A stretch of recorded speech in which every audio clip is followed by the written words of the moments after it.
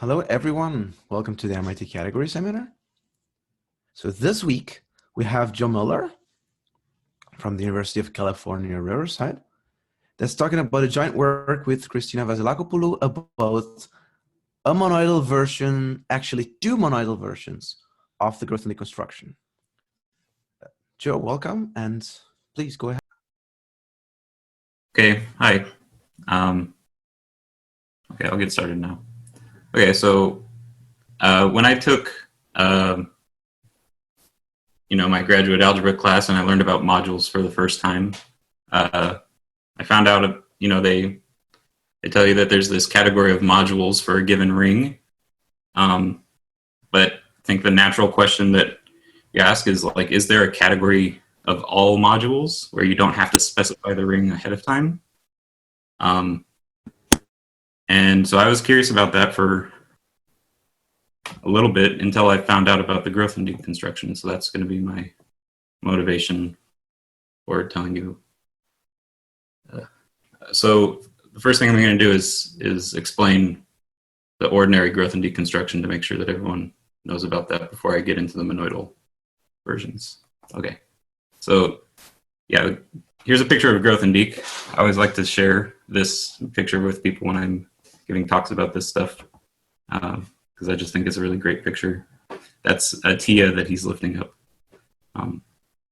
But yeah, Grothendieck gives this general description of how we can construct this category of all modules. So we can just pair up the modules and the rings together. And these are the objects in our category. And then the morphisms, that's the tricky part, because you don't want just morphisms between modules of the same ring. You want modules of different rings to talk to each other.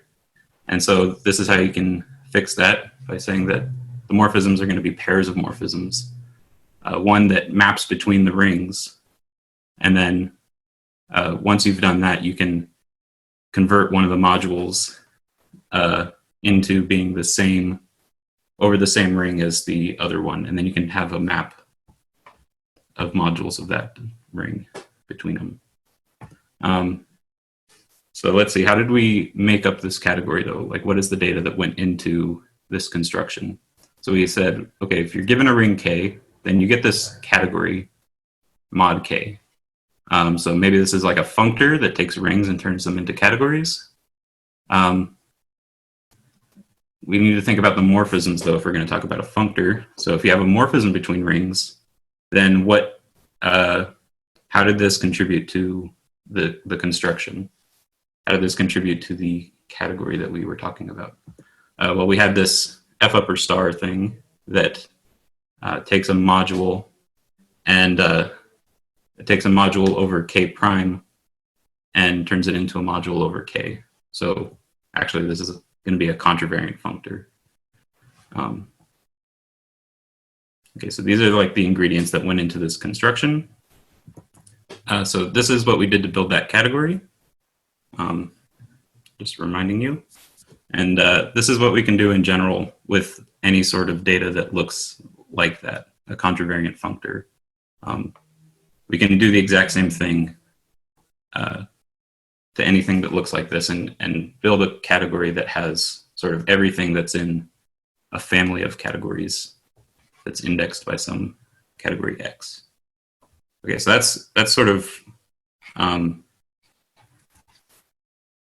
a sort of question that the Grothendieck construction can answer for you, is how do I get a natural way of making up a category that captures everything in a whole family of categories that's better, more intelligent than just taking the disjoint union of all the categories. So we can make this story more concrete, sort of more rigorous mathematical statement of what this construction is doing. And in order to do that, the first thing that we have to do is turn this input data into like a definition. So index categories is what this input data for this construction is, we're going to call it. So this is going to be pseudo-functors where X is some base, X is a category, and then we're going to take contravariant functors contravariant pseudo-functors from that into cat. So that means that we're taking X and thinking of it as a 2 category, and then we have a functor, a contravariant functor into cat. And so we get a 2 category of these, where these are the objects, and then the morphisms are these triangles that I have here, where the alpha is a pseudo-natural transformation. And I didn't bother drawing the 2 morphisms because it's what you would be forced to guess if you tried. It doesn't come up for the rest of the talk. Are your pseudo functors just like functors that don't take compositions to compositions but weakly? Is that what you mean? Yeah. Thank you. Mm-hmm. Yeah. I can't see anybody's face, so it's a little... so I like that there was a verbal interruption because it reminds me that people are there.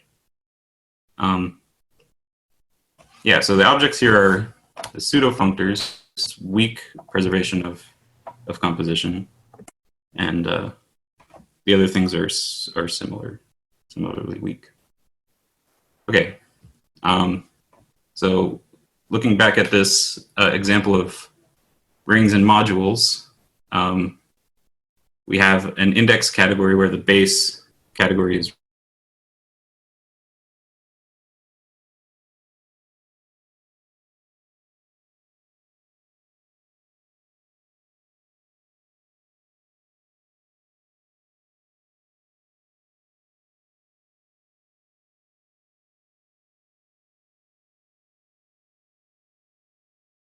prime.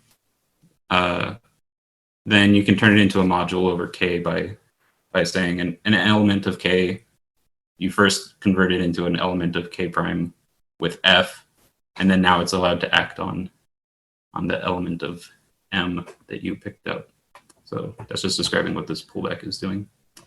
Yeah, so this functor that we get is the index category that we're feeding into this construction to build the category of all modules. And then here's another example that is a sort of different flavor, but I think gives a lot of, for me, this one gives a lot of intuition of like what exactly the Grothendieck construction is like. So if you have a group G and another group H and an action of G on H, then this is like a group homomorphism into the automorphism group of H. But you can think of this as a functor where you're thinking of G as a one-object category, and it's a functor into the category of groups that sends that unique object to H. And then all of the elements of G are like endomorphisms on the unique object, and so they get mapped to automorphisms of H. So that's exactly what this thing up here was doing. But you can consider groups as one-object categories, just like I did to G, and so that's overall going to give you a functor from your group, thought of as a category, into cat. And so we can take its Grothendieck construction. So what does this have? It's going to have just one object. It's the object, the unique object in G paired with the unique object in H. And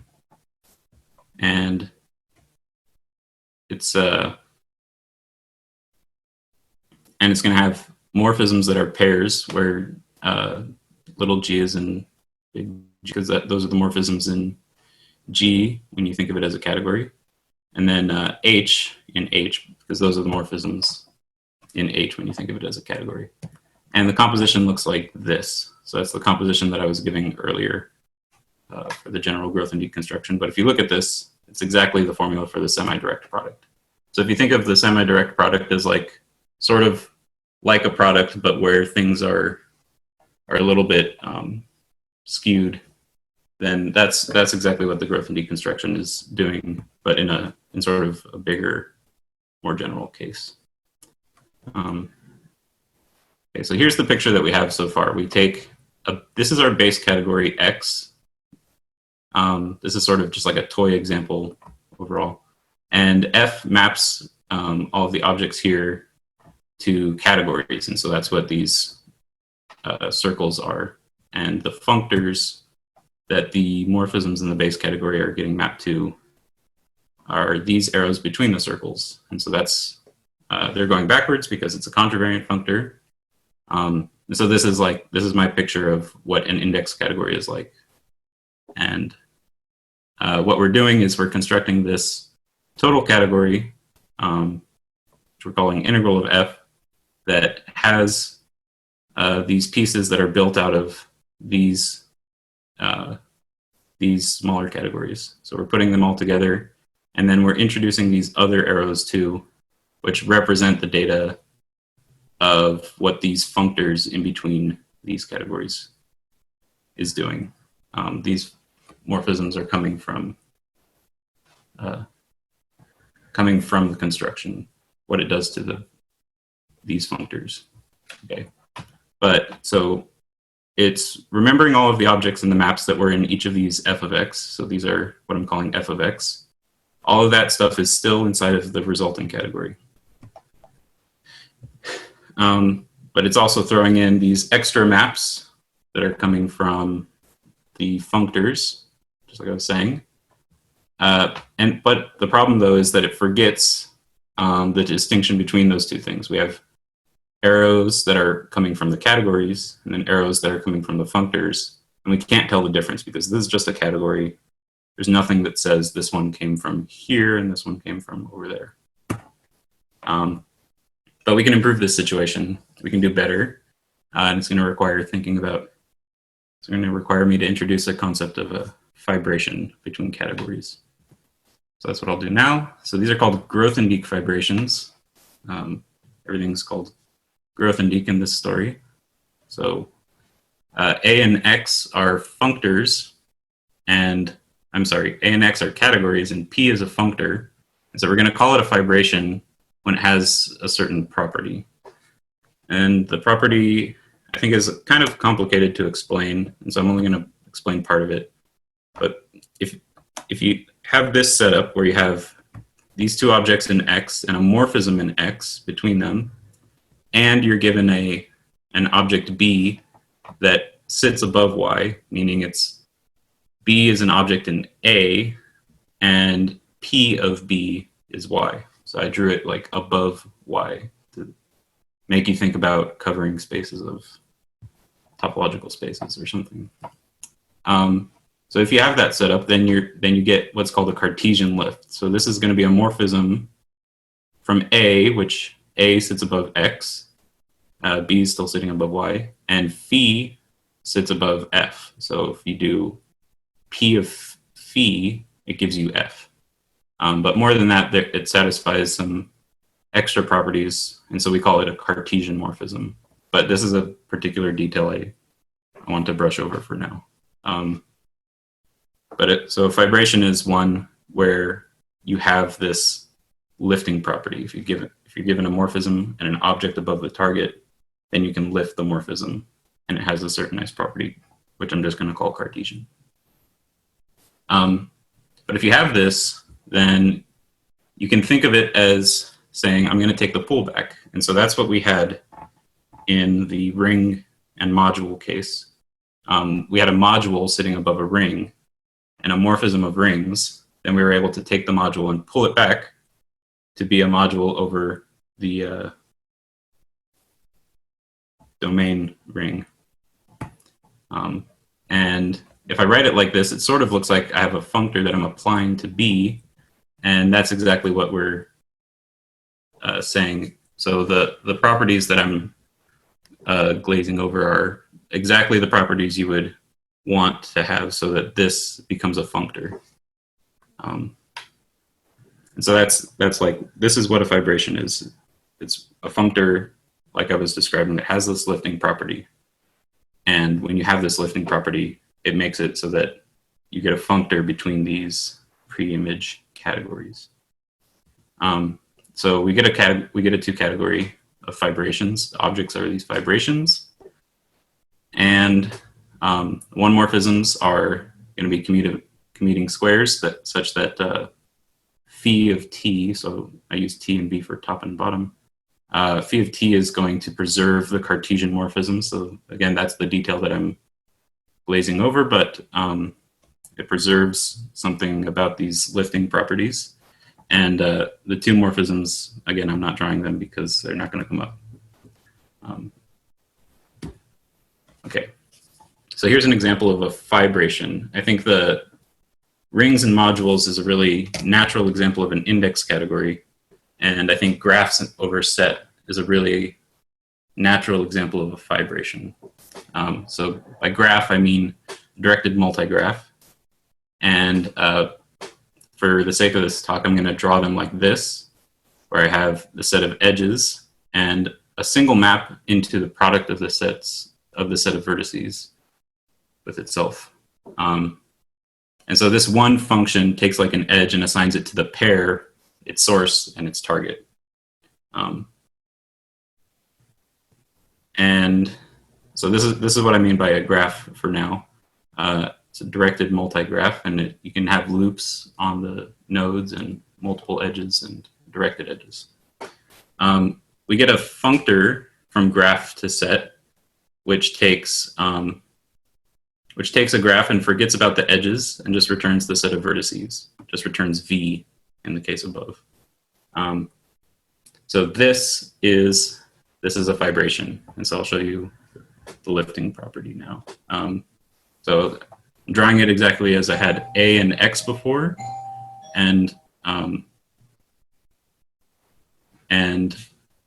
here's a morphism in set. So it's just a function between the two, what we're thinking of the two vertex sets of two graphs.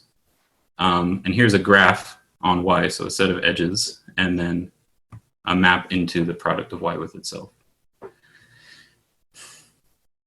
So what we want is to construct a graph that sits over x and like naturally lifts this f function. And so you do it by pullback. And so it's very convenient that we were calling everything pullback this whole time, because we're now actually taking a pullback square. And whatever the result is here, it'll give you a graph over x, and yeah, that's how you pull back graphs. And so this is a very natural example of a fibration. So the Grothendieck construction, we described it like this. We have this category that we're building out of an index category, where you take pairs of objects, an object from the base category and an object from the fiber that corresponds to that object. And the morphisms are pairs, where you have a morphism in the base category and then a morphism inside one of these fibers after pulling back. And so we get a natural fibration out of this situation by saying the first component in both of these things was just something from the base category. So just forget the second component of all that stuff, and it's going to be a functor back down to x. And it's going to be a fibration. It's always a fibration. So now the situation like this. I said before that we are starting with this input data of an index category, where you have some base category x, and then you have a bunch of categories f of x assigned to each object, and functors going in the opposite direction assigned to each morphism in the base category. And we construct this one big category out of that by taking like the disjoint union of the objects, sticking in all the morphisms that you had before, and then sticking in new morphisms that correspond to the functors, to what the functors are doing to the objects, and including all composites of this, which I'm not drawing. But now we have this extra piece of data here, which is a fibration from this total category back down to the original base category. And in particular, we can look at one of these objects, and what we were talking about before was taking the preimage of one of these objects and saying that's a subcategory of this, and then somehow we're going to have functors that go between these preimages, which is based on grabbing certain morphisms and calling it pullback So we can chop up this total category into pieces that correspond to that are the pre-images over these objects in the base category. And you can see that this like recovers. This is going to recover exactly what all of these morphisms, where all these morphisms came from with respect to the original index category. You can see like in this toy picture that like some of these morphisms are inside of the chunks, and some of them cross over the line that separates the chunks.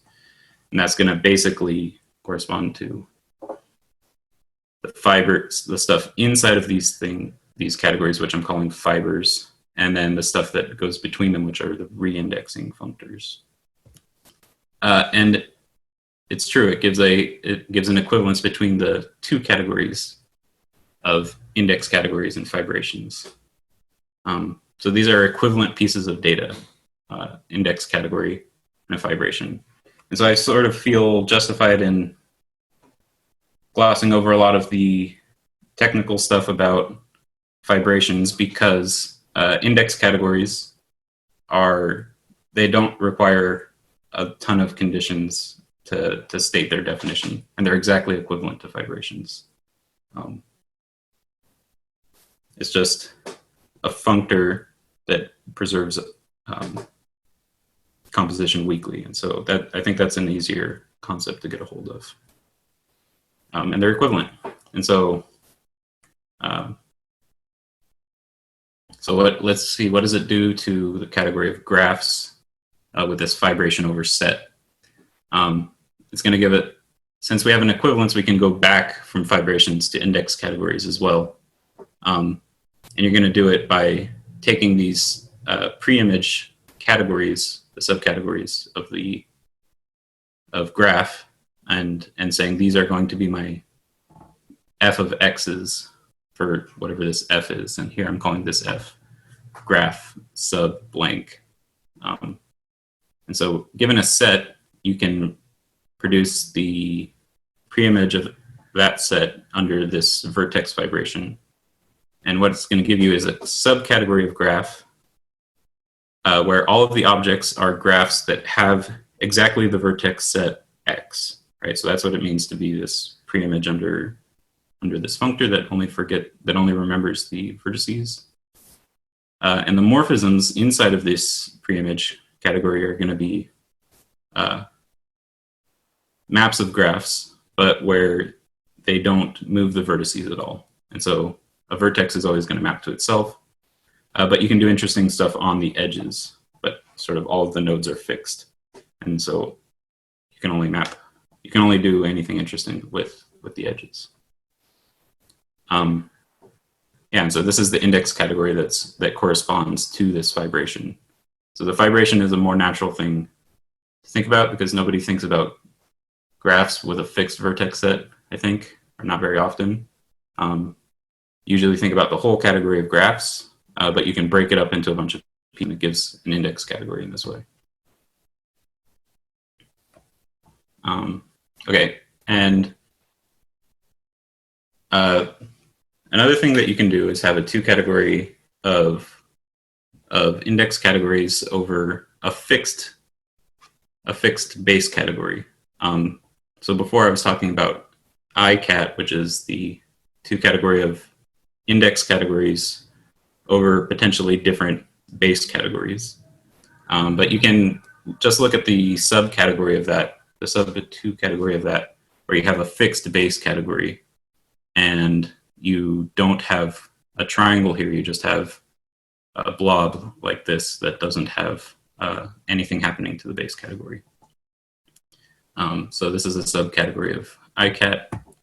And similarly, you can have a subcategory of fib, where you say fib of x is the category where the objects are fibrations over this fixed base. And so again, it's a fixed base subcategory of fib. The morphisms are basically the same, except nothing's allowed to happen to this side.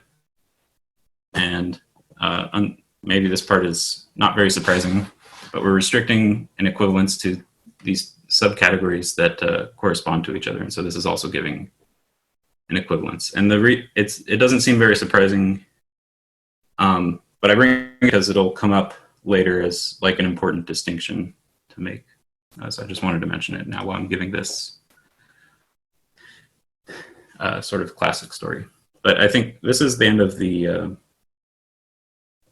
like the classic story, the stuff without any monoidal components. And so maybe I'll stop for just a sec to see if there's any questions.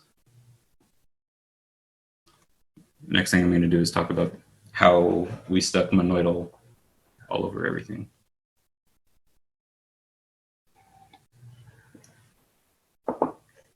Okay, so maybe I'll continue then. Great, so there's going to be two different ways that I'm going to like stick the adjective monoidal into this story. And they're going to be fibre-wise and global, so that's the thing to look out for in the next few slides. So the fibre-wise monoidal version of the index category is going to be, instead of taking a pseudo-functor from your base category into cat, we're going to take it into monoidal categories with strict monoidal functors. And so here's my picture version of that. I'm not drawing the arrows inside of the fibers anymore, but I'm drawing a red tensor on top of the category to indicate that it has a tensor. So this is like the mental picture to have. And the red arrows indicate that they are preserving this monoidal structure, in this case, strictly. So we have the base category is just an ordinary category, but now all the fibers have a monoidal structure, and the re-indexing functors, or the functors that are being indicated by capital F are strict monoidal functors. And so I'm going to put a little F right here to indicate that it's fibre-wise, but it's fibre-wise monoidal index categories. So that's what the fibre-wise version of the index category side is going to be. And then for fibrations, the fibre-wise monoidal version is going to be that we have a fibration, and each of the fibers have a monoidal structure. And the base category here doesn't have a monoidal structure, and so you can't ask about P respecting the monoidal structure at all, but what you can ask about is the re-indexing functors, since these go between the fibers. And I didn't have a good way to like draw a picture of that, but the re-indexing functors that go between these fibers are going to be strict monoidal functors. So we call this two category F mon fib for fibre-wise monoidal fibrations.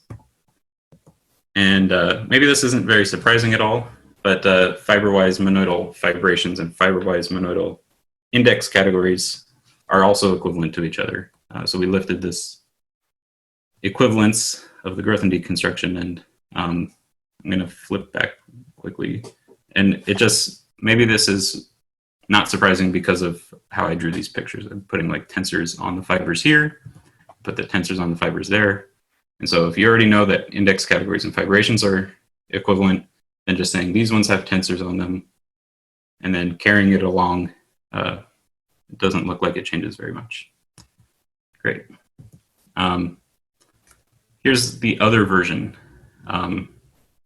global monoidal index category. So this is going to be a slightly different version. So now we're going to consider the base category to be monoidal, and we're going to consider our pseudo-functor to be to be lax monoidal into cat with its Cartesian monoidal structure. So this again is like harder to draw a picture of, but a tensor here to say that X is a monoidal category, and to say that F is preserving the monoidal structure in this lax way that I'm indicating up here. So the fibers don't have monoidal structure anymore, but like the assignment of objects to the fibers is a monoidal assignment. So we're going to call it Gmon ICAT for global monoidal index categories. And here's the global version of fibrations. This picture is a little awkward because it has the tensor right here in the middle. It's kind of hard to see, but that's what it is. So a global monoidal fibration is going to be a fibration where the total category and the base category are now monoidal, and the fibration itself is a monoidal functor. And the tensor product of the total category is going to preserve Cartesian liftings. So it's that detail that I glossed over before, but if you know what it means, then the tensor product is preserving Cartesian morphisms, Cartesian lifts. So Gmon fib is going to be our category of global monoidal fibrations. And maybe you saw this coming, that global monoidal fibrations and global monoidal index categories are equivalent to each other. But to me, this one isn't as obvious from these cartoons that I'm drawing because the monoidal structures just seem to be in different places. But this is also true. And so you can see where this monoidal index, you can see where the fibration is getting its monoidal structure on the total category from the given global monoidal index category in this way. So here's our monoidal index category, right?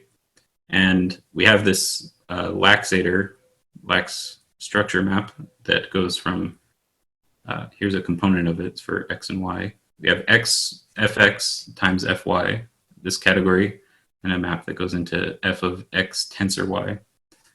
So you can define this tensor product on the total category like this. So something that's characteristic, I think, of working with the Grothendieck construction is that in this first component, in the component that corresponds to the base category, usually things there look identical to what's happening in the base category. And so that's what's happening here. X and Y are objects in the base category, and so we're just going to tensor them in the base category. But then in the second component, it's a little trickier. We want an object in f of this. And so the laxator is actually going to tell us exactly what to do. We have a in f of x and b in f of y. The laxator tells us how to put it into f of x tensor y. Yeah, so that's how you turn a global monoidal index category into global monoidal fibration. But then there's this extra case. So this is filling up the whole screen. But if you happen to have the situation where your base category is Cartesian monoidal, then considering fibre-wise monoidal index categories and global monoidal index categories, or fibre-wise or global monoidal fibrations, these things are all equivalent to each other. So what that means in particular is that if you're thinking about your fibration where you have a monoidal structure on each of the fibers, but not on the total category,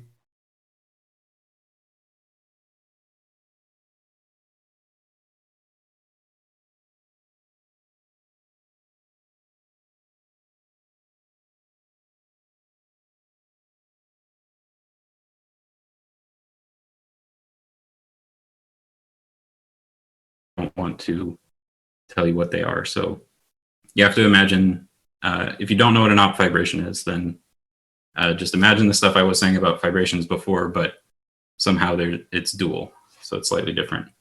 And the situation is now that if X is co-Cartesian, then you get this equivalence between op-fibrations and op-index categories, which are covariant pseudofunctors.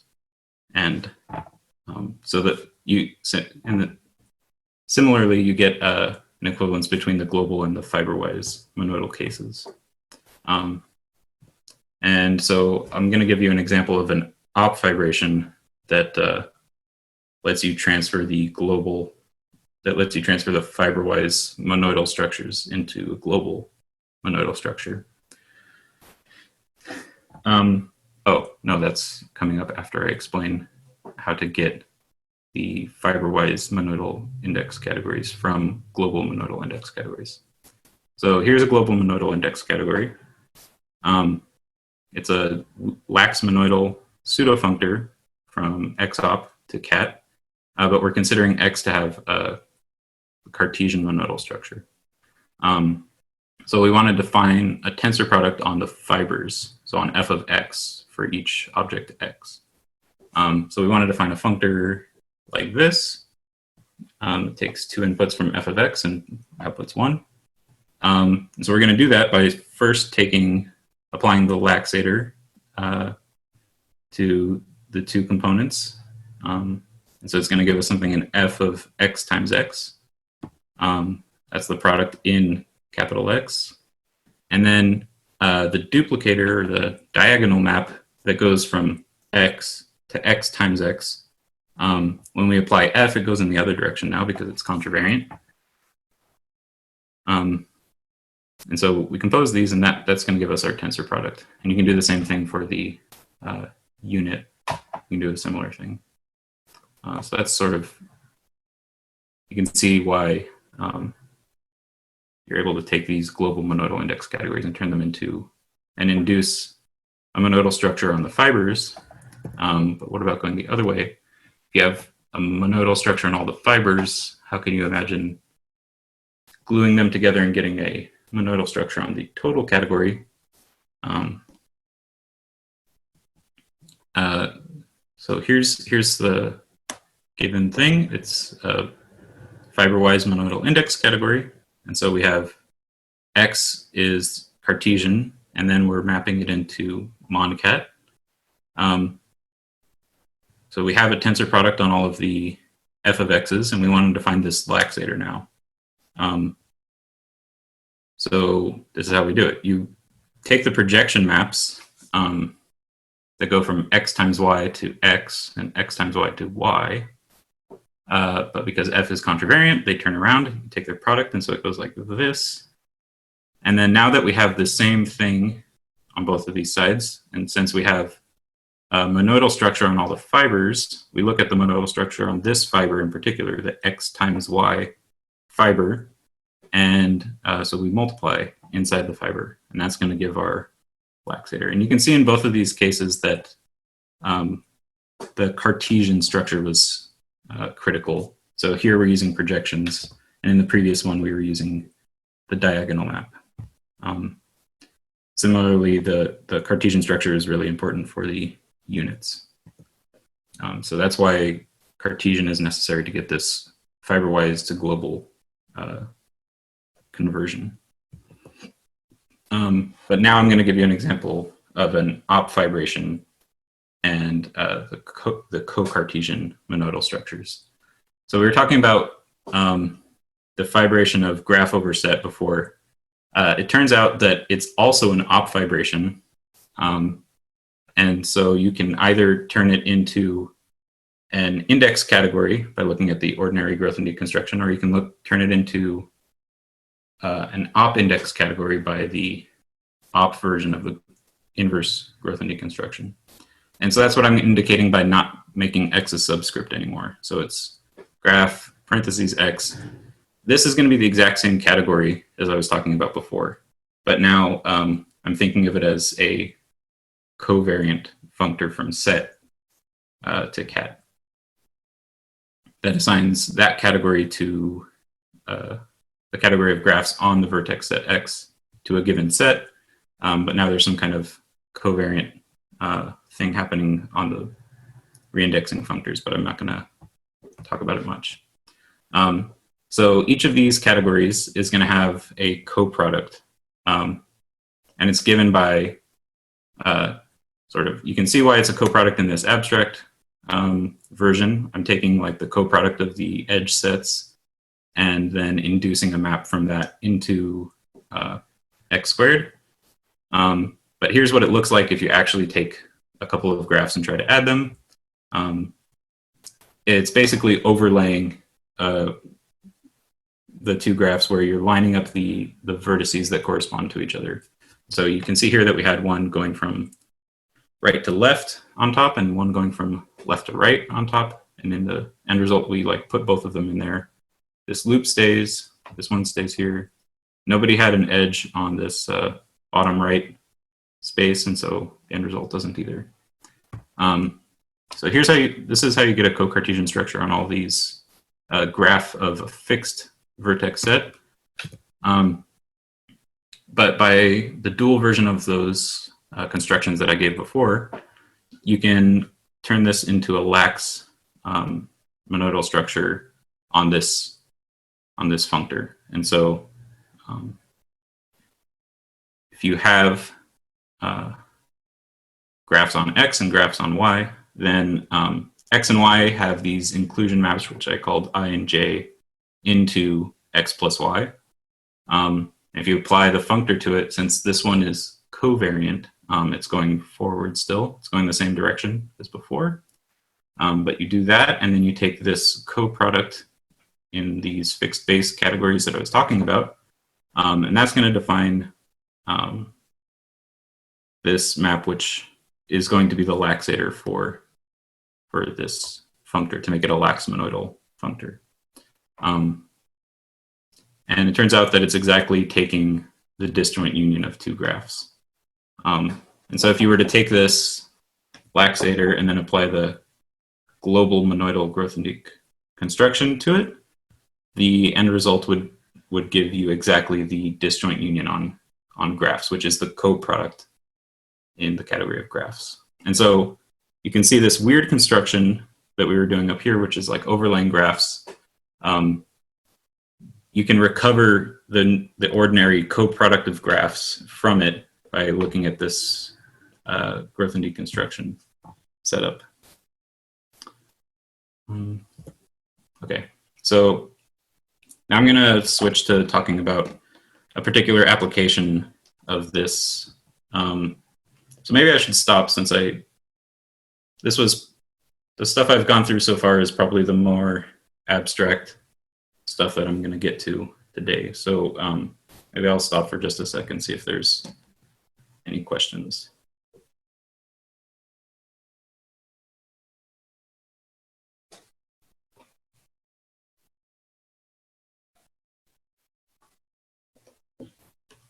Okay. So I've been using graphs as my examples a lot, but I've been talking about directed multigraphs. I'm suddenly going to switch to talking about simple graphs, but I hope that's not too jarring. So my original motivation for the monoidal Grothendieck construction was working on this project where we wanted to give a construction for an operad where the operations are a network of some sort. And this sort of network that you're talking about has to be able to be flexible. So if somebody says, I'm talking about directed multigraphs, that's what I mean by a network, then you get an operad.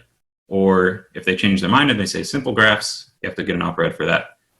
Or if they change it to like graphs where the vertices have different colors that they could potentially be, and the edges like know stuff about which colors they're allowed to map between. It's only allowed to go from red to green or something like that. These are all meant to represent different types of communication networks in a sort of abstract way that maybe a computer can handle. This is the motivation for me originally getting into this stuff. How do we construct these operads in a very flexible way so that if somebody asks for any type of network, you always get an operad where you can talk about constructing networks of that type in the same way, basically. And so this is what I mean by constructing a network. If we have a network that has like these 3 nodes and these 2 connections, and another network that has these 4 nodes and 4 connections, and we want to glue them together specifically so that these 2 vertices become the same and these 2 vertices become the same. This should be the end result. We want to think of this as like the composition in some kind of operad. That's what I'm going to construct. We're going to break this process down into two steps. One where we're taking disjoint unions of graphs, and another one where we're overlaying graphs. So you can see how this is sort of related to the graph op-fibration story that I was telling a second ago, where the disjoint union was coming out of the construction of the laxator, and then the overlaying of 2 graphs was co-product on these fibers. Right, we want to, here's a better picture of the operad composition that I was talking about. So we want our operations to be graphs on these vertices. And we want to say, if I'm plugging in these 2 graphs into this graph in this operatic format, then the end result should be something like this, where I take the disjoint union of these 2 top ones and then overlay the 2 results, now that I get it down to just 2 graphs of the same number of vertices. So in order to do this, like I was saying, in this flexible way, we're going to talk about graphs as index categories, basically. We're going to try to represent a type of graph with an index category. And it's going to be a monoidal index category. So we're talking about the category of finite sets and bijections here with plus, but by plus I do not mean coproduct technically, because it is not the coproduct, but it is like addition on the number of vertices and addition on of permutations, just like setting them side by side, but technically it's not coproduct. And so we can represent, this is SG for simple graphs, because that's the one I was talking about before. We can represent this with a lax monoidal functor that assigns to a finite set the monoid of simple graphs with overlaying as the operation. So this is simple graphs with the same vertex set, and then overlaying of 2 graphs as the monoid operation.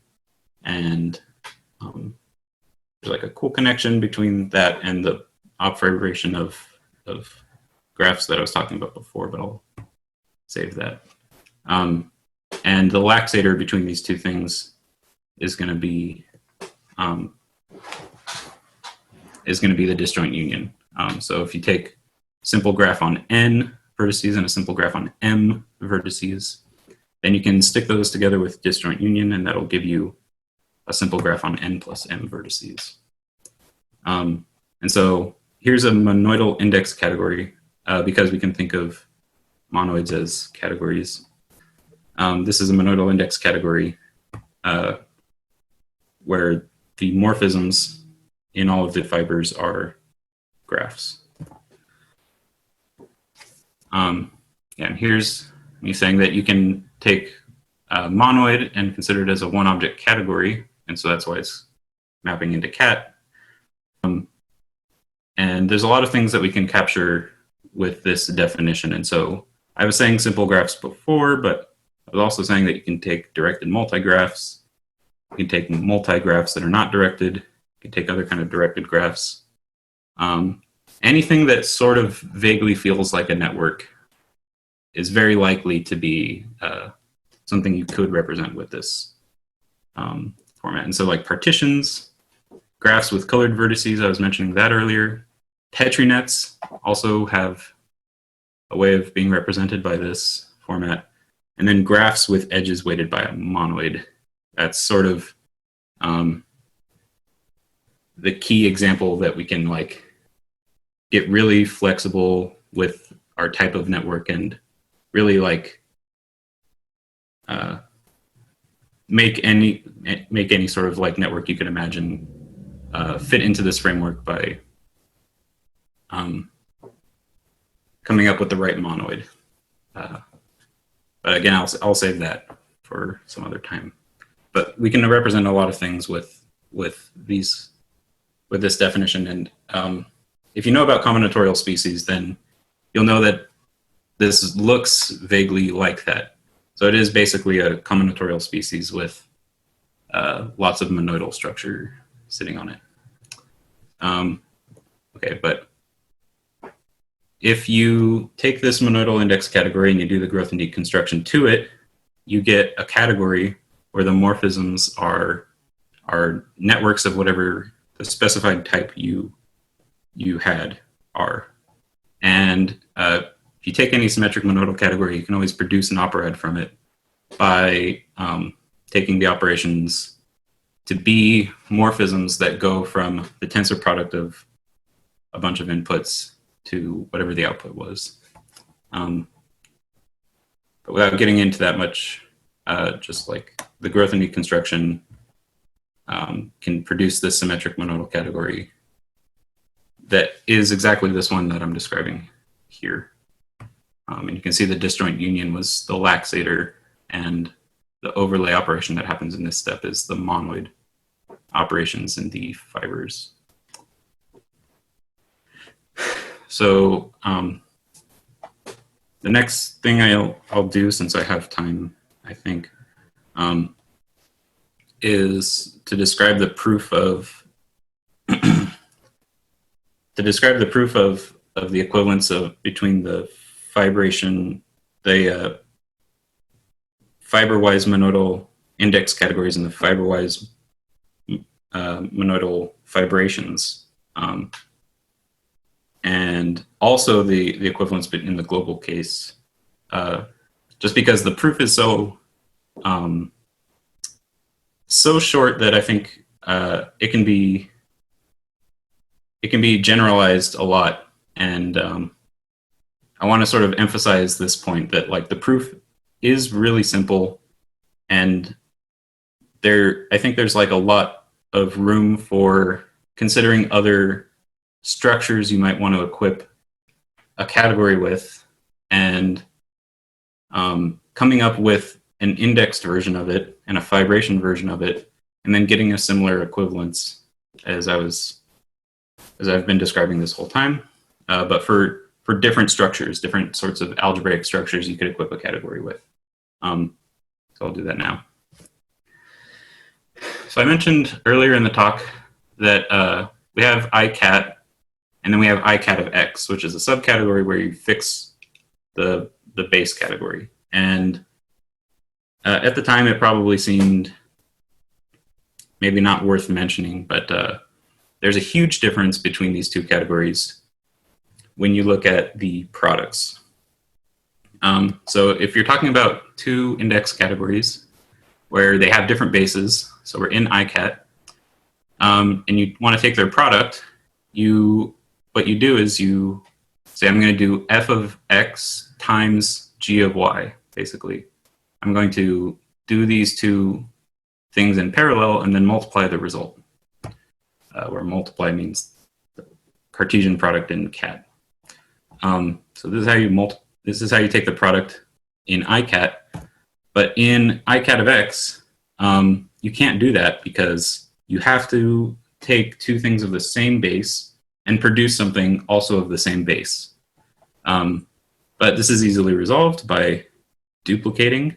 So here we're saying f of x times g of x. That's the short version of it. But you take this input from x, you duplicate it, do f and g in parallel, and then multiply the end result. So these two products are obviously super related, but different. And that difference specifically produces this difference, that if you take pseudomonoids in those two categories, you get fibre-wise and global monoidal fibrations, or fibre-wise and global index categories. So if you're taking pseudomonoids in icat, then you get global monoidal index categories. And if you take pseudomonoids in icat of x, you get fibre-wise monoidal index categories. These are these are two like completely different sorts of objects. They have monoidal structure in different places. If you remember the pictures that I had up earlier. So that's actually like the entire proof of this equivalence, is that the fibre-wise situation is just where we took pseudomonoids in the fixed base subcategories, and the global story is just where we were taking pseudomonoids in the not fixed base situation. And so if you're taking pseudomonoids in equivalent categories with respect to their Cartesian product, then you're going to end up with equivalent categories of pseudomonoids. And that's it. That's the entire proof of those two liftings. And so really all it depended on was the fact that the product in ICAT and ICAT of X were not even so different. They're just slightly different, and it produced radically different models of an algebraic theory is what is really going on. You have this structure that's defined based on the Cartesian product, and you look at its models in two categories, and it produced different things. But you get an equivalence anyway between the two categories of models. And so that's one particular way that I imagine extending this story, but like I bring it up because like I want other people to consider other ways that this story could be extended to different structures. And so a lot of work has been done on considering like what kind of structures can we equip to these fibers and to the global category and the base category to get some kind of correspondence. I should mention Claudia Hermida and Bart Jacobs and Mike Schulman, and a lot of other people have considered these kind of questions before, but I think there's still probably a lot of room to do more things. And so I just wanted to give like some footing for other people to consider other possibilities. I think I'm basically done. I guess here I'm just mentioning that we also worked out the story for equipping our monoidal categories with braidings, and for when the braidings are symmetric. And that's it. So that's it. That's the end of my talk.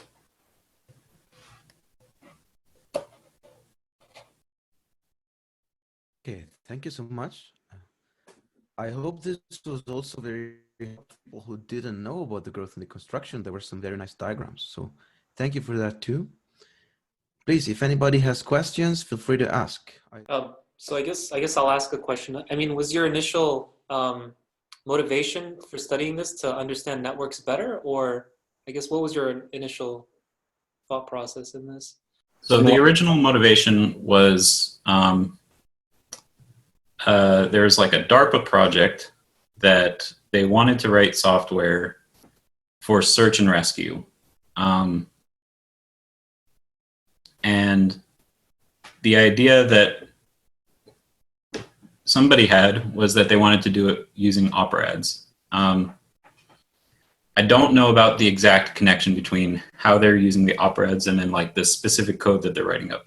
But the idea is that we want this operatic composition of networks so that they could write this software that does communication network stuff sort of on the fly, adapting networks to,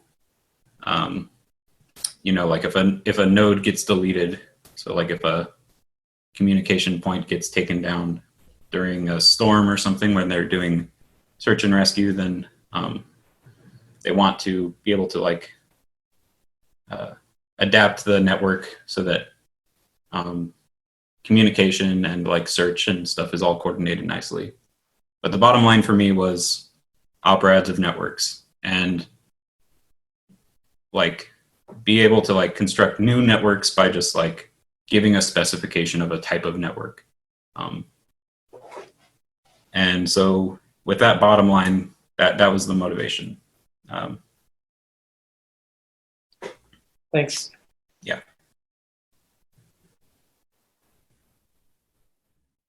I guess I'll ask a question. So you were considering monoidally indexed categories as pseudo-functors into monoidal categories with strict monoidal functors. Yeah. But I'm wondering whether anything interesting could be said by relaxing that to strong or lax monoidal functors. Is there an interesting system there? Yeah. So, like I said on this slide, we picked strict specifically because that's what pseudo-monoids in there told us to pick, right? And so I think probably you could relax it to various levels of weakness and end up with some very similar story, but it might be harder to get an equivalence. I would imagine that like you can't, that you have to probably adjust what you mean by a monoidal fibration. I'm not sure where that weakness would end up on the fibration side. So I'm not. Yeah, I don't know. Okay. I bet you could though. I think it would still work out that you could do the Grothendieck construction and like pump out a monoidal category, but like I'm guessing that the equivalence would break down. Okay, thank you.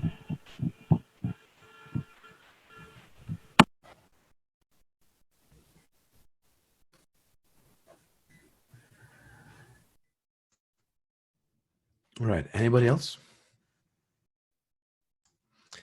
Yeah, so if there are no more questions, of course, you're always welcome to write them in the Zolib channel. For everybody else, of course, thank you all for participating. And in any case, let's thank Joe again for the great talk.